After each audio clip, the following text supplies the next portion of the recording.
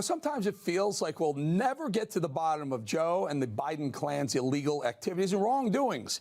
Feels like this investigation is moving in slow motion, and it feels like our politicized three-letter agencies want to keep it that way. I know what you're thinking, the FBI covering up for the Biden family. Say it ain't so, Joe.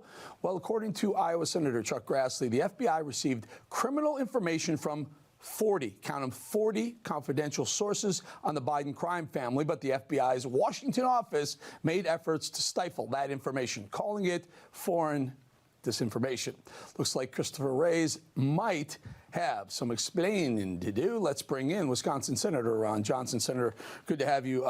Sounds a lot like, I don't know, a couple of IRS whistleblowers saying they were trying to, proceed with the Hunter Biden issues, and they were pushed back by several three-letter agencies in D.C. What's going on in deep state world? Well, first of all, it was an extraordinary letter. I'd recommend everybody reads the 7-page letter that Senator Grassley sent to federal law enforcement. And God bless the whistleblower or whistleblowers that are providing him this information.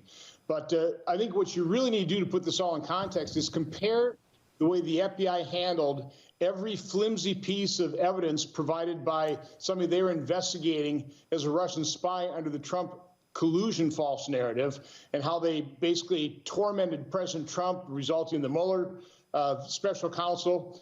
Compare that to how they downplayed every piece of information that was derogatory toward the Biden crime family, even though it was known for years. The media knew that the Bidens were corrupt, that they were, they were running something called Biden Inc.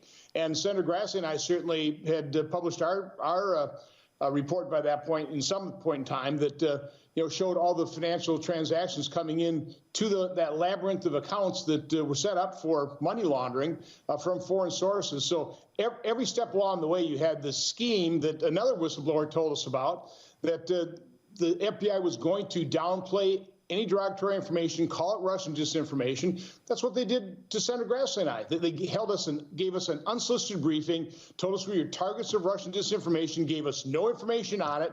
This is after the media, at the behest of Democrat ranking members, were falsely accusing us of soliciting, disseminating Russian disinformation. Sound familiar? So they're all on the same page. They were running the same exact play to protect the Bidens.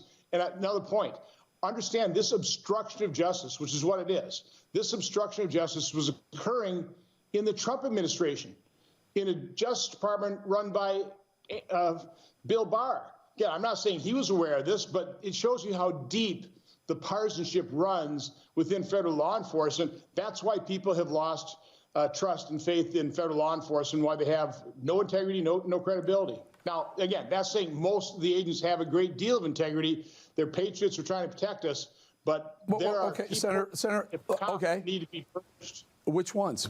I mean, we're IRS? No. DOJ? No. FBI? No. Where? Tell me. Start with Christopher Wray. I mean, his main job was to restore credibility and integrity to the FBI. He hasn't done that. Under his watch, he allowed the FBI to brief Senate Intel in March of 2018. The Steele dossier had integrity. They already knew by that point, well, a year before that the Steele dossier was sourced by somebody they were investigating as a Russian spy. So you just followed all the way through. I mean, most of this interference, most of this obstruction occurred under Christopher Wray's watch. So you start at the top, but then you follow it through. Now, Senator Grassley did a great job in his letter. Again, the whistleblower has given him the names of people within the FBI, within federal law enforcement, that need to be interviewed, so we can actually investigate this corruption inside federal law enforcement. My guess is going to be, until we get subpoena power, or the House is able to use their subpoena power, the FBI is not going to subject these individuals, or Department of Justice won't let these people interview with Congress. And that's our constitutional responsibility to do so.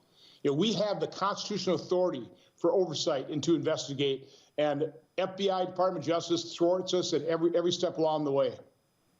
Senator, I listen to this. I listen to Comer. I listen to you, and you get our blood boiling. We're so ticked off that the FBI, they're supposed to protect us. They're supposed to be an investigative branch to make sure that the homeland, people aren't doing things that are illegal and putting citizens at risk. And we keep hearing it and we keep seeing it, but why does it never get fixed? What is the holdup in D.C.? And it really doesn't matter, as you point out, whether it's a Trump, Bush, Obama, or Biden presidency. Because you also have the scandal in the mainstream media that is populated by a bunch of leftists themselves. They're propping up Joe Biden. If we had a free press that was holding both sides equally accountable, you wouldn't have this level of corruption in the FBI. The press would be holding them accountable. But the press isn't digging into this. It's just Republicans in positions of chairmanship where they have subpoenas, or people like Senator Grassley that keep digging. But the press isn't looking at this. We've got, obviously we've got reporters like you. We've got a few stations that are covering this. We've got people like John Solomon and others. But by and large, you do not have an inquisitive media holding the Democrats and the leftists in these agencies accountable. Indeed. Indeed, sir. We'll stay on it. Appreciate you staying on it as well. Senator Ron Johnson, thank you. Have a good day.